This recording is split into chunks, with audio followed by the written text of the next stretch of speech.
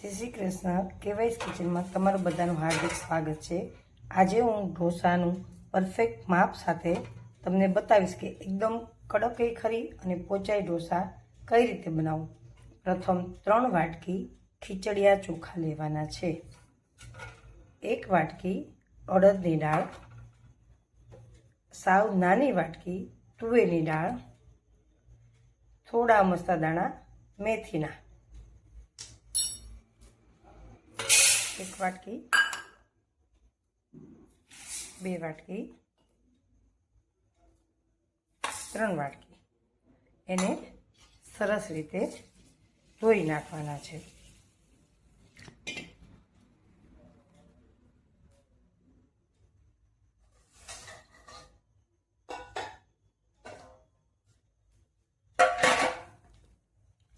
એક વાટકી અડદની દાળ, 3-4 માપ સરખું જ રાખવાનું છે. એની અંદર થોડી મસી તુવેરની દાળ નાખી દેવાની છે. થોડા મસતા મેથી દાણા એકદમ સરસ રીતે વોશ કરવાની છે. વોશ કરી અને સરસ મજાની ધોઈ કાઢવી અને આખી રાત માટે આ રીતે ચોખાને પલળવા દેવાના છે. નેક્સ્ટ પછી શું કરવું એ તમને હું બતાવું છું. હવે કાલ રાત્રે આપણે જે ચોખા પલાળીને રાખ્યા છે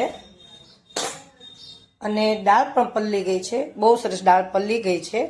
એને હવે આપણે એક મિક્સરમાં આ રીતે વાટવા માટે નાખી દઈશું. આમાંથી તમે સરસ મજાના ઢોસા બનાવી શકો છો, થપ્પમ બનાવી શકો છો, ઈદડા બનાવી શકો છો, ઘણી બધી અલગ અલગ આઈટમ બનાવી શકો છો. તો હું તમને પાછી બતાવીશ કે કઈ કઈ વસ્તુ તમે આમાંથી બનાવી શકો. પહેલાં તો આ રીતે આપણે સરસ મજાનું વાટી લેવાનું છે. એકદમ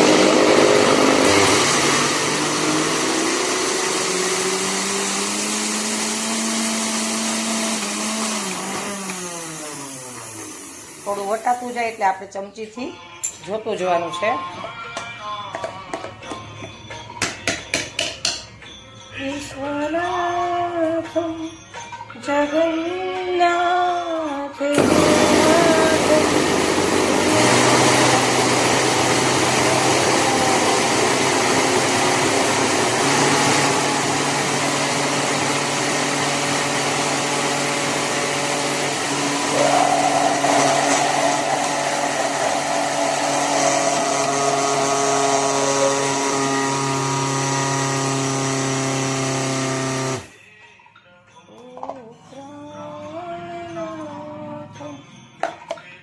અડદની દાળ એકદમ સરસ ક્રશ થઈ ગઈ છે.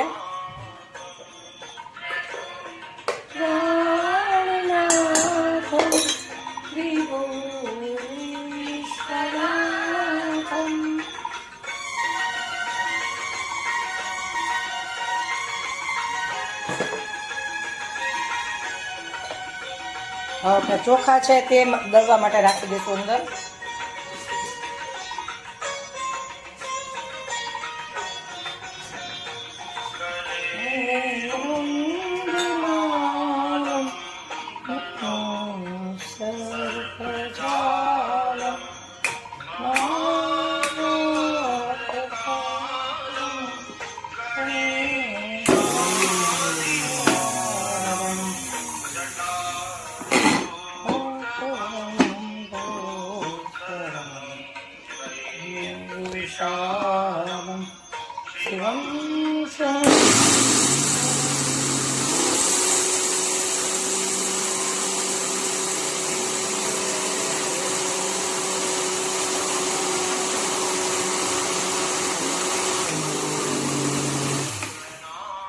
ચોખા અને અડદની દાળ બંને દળાઈ ગયું છે.